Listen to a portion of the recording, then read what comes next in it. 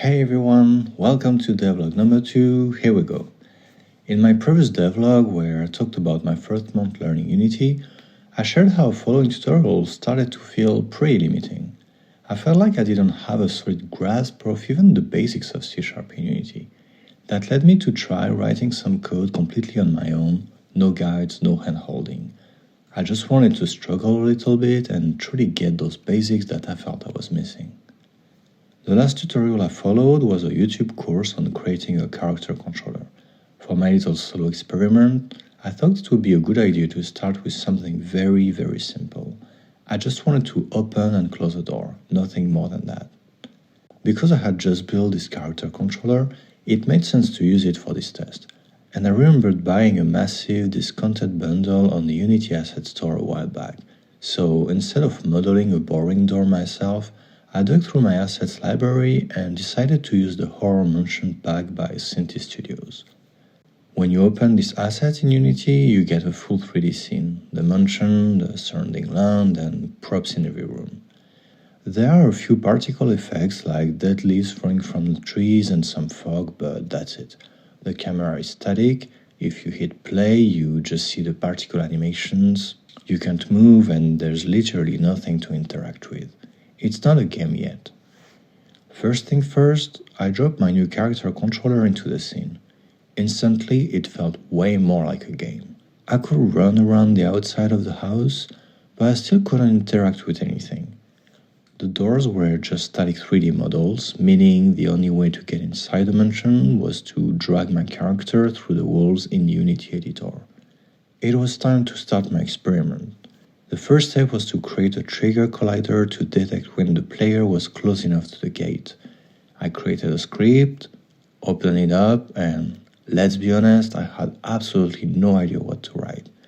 I sat down a minute and remembered from the tutorials that there was a specific method to detect when something enters or leaves a trigger collider, and that I needed a condition to check exactly what was entering it.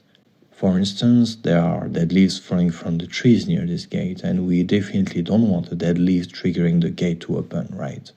We only want it to open if the player enters the collider.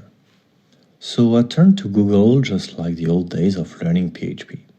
I searched something like Unity Detect Enter Collider or something. That brought me to the good old Stack Overflow and the Unity forums where I patiently read through the code and adapted it. Pretty quickly, I managed to display a message in Unity console whenever the player entered and left the collider.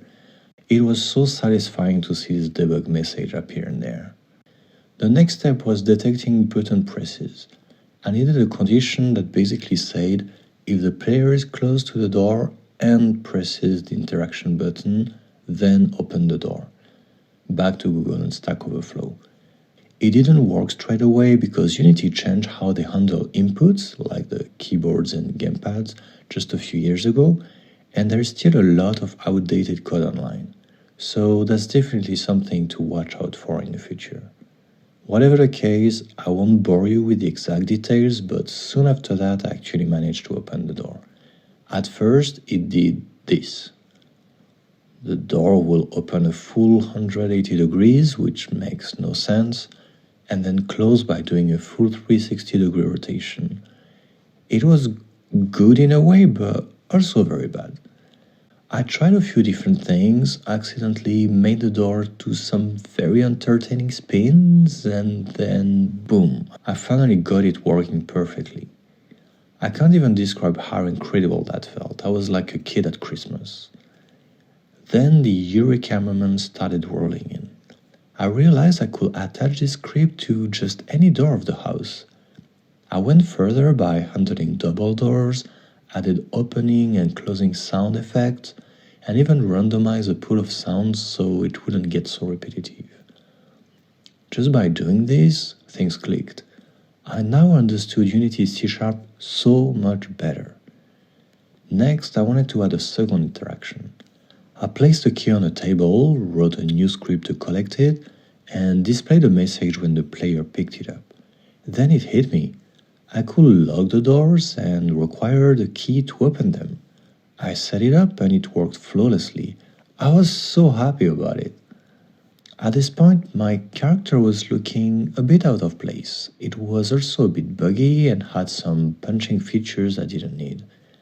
I swapped it out for the default Unity character controller and replaced the robot model with a girl character provided in the Synty asset pack. It looks so much more aesthetically coherent. And I really liked how her design, blonde ponytail, skirt and pink top, contrasts with the ominous atmosphere of the mansion.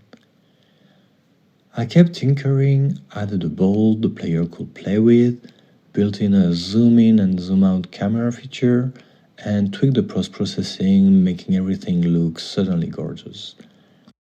After having a massive love-hate relationship with web coding over the last few years, game dev was finally making me enthusiastic about programming again.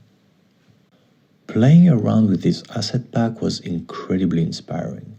Not only does it look great, but you can tell it was made by creative professionals.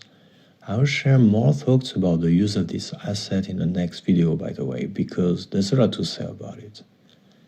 Naturally, after spending hours opening doors and collecting the same exact key in the basement of the mansion, my brain started imagining stories in there. Even though I didn't have much gameplay yet, I was so happy with the foundation that I decided to try and make a complete game. My mind was telling me, go back to the tutorials, you need to learn, but my heart wanted to build this. I started game dev by following my heart, so I did that again when pondering what should I do, and it felt right to choose and make a game out of what I had done so far. I didn't have a story yet, but I trusted it would come to me sooner or later. I knew I wanted to build a bit of terrain outside the mansion to give the player some context and add a few minutes of playtime. Using Unity's built-in terrain tool, I sculpted some mountains and a small path, making sure to keep it low poly to match the asset pack style. At the start of the path, I placed a 3D model of a car I found on the asset store. I added headlights and some exhaust smoke so it looked like the character just drove up, parked and had to walk the rest of the way.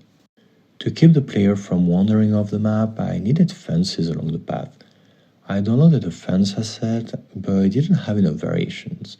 Looking back, I might have wasted a little time here, but I took the models into Blender and created some variations myself. Honestly, it was a great excuse to practice Blender with a clear goal in mind, so I don't regret that at all. Placing fences on a map isn't exactly the most fun task, but that's what I love about game dev. It's a mix of coding, 3D modeling, writing, and sometimes just boringly placing fences along a path. Speaking of placing things, I added a cat somewhere on the map because who doesn't like cats? Subscribe if you like cats. Also, if you don't like cats, subscribe anyway. And like the video. It's better if you like cats, but it's not strictly required. Anyway, did you subscribe? Amazing, thank you, and let's continue. So, to completely box the player in, I built massive walls around the map and turned them invisible. It was quick and actually pretty fun to do. Back to the code, I added a feature to read notes, displaying text in a scrolling UI window. Then I added the ability to turn light switches on and off. At this point, I realized I needed to do a better job documenting my progress for this video. I started capturing higher quality visuals and using OBS to record the actual game audio as well. Speaking of audio, when you collect a key or read a note in a game, you hear a few piano notes. I actually made those sounds. I created myself in the game as Visage, which is my musician alias. So yeah, that's a little secret for you guys. Later in the game, when you reach the attic of the mansion, there's a piano song playing, and that's also me. It's an old improvisation I recorded years ago that I felt happened to fit the vibe perfectly. And the song the character is listening to in her car in the intro scene of the game is made by me as Visage as well. Then I also built a pause menu with graphics settings so players on older computers can adjust the quality to run smoothly. For some reason, I decided I wanted to put one of my real-life guitars into the game. I modeled it in Blender and tried to keep it low poly, but honestly it was way too much detail compared to everything else in the game. I definitely should have simplified it more, but it was fun and again, great Blender practice. Next, I developed a custom screenshot feature. It renders screenshots at a higher resolution than the game itself, so they can look beautiful if people decide to share them online. Finally, to help the player know what they can interact with, I added a UI icon to the screen.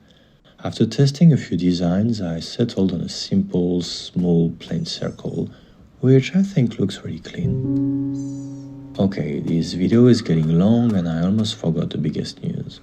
The game is called Uncle Otto's Mansion and it's completely finished by now. I've made my first full game and I'm so happy with how it turned out. I just published it on itch.io and GameJolt and the links are in the description of this video. Uncle Otto's Mansion is a short experience that should only take you about an hour to beat, so please go play it and have fun. It's completely free and if you'd like to support me, there's a Buy Me a Coffee link in the game menus, or you can donate directly through itch.io. And if you want to help out without spending money, simply subscribing to this channel, liking this video and following me on my socials at MadeByHenano really helps loads. Next, I'm going to continue this devlog series. There is so much more about the making of this game that I want to share. I want to talk about the project management side of the game as well, how I possibly managed to finish it in only 2 months, my thoughts on using asset packs and learning to code in the age of AI. I'm not sure if I should mix all those topics into one video or split them up. Let me know what you think in the comments. For now, I'm going to spend some time promoting the game a bit, making the next video as well, so that's done, and honestly, probably going back to the tutorials. Making this game took me a massive amount, but it also showed me exactly how much I still don't know, and how limited I am in what I can do with my current skills. Thank you so much for watching, have a great day, and I will see you all soon.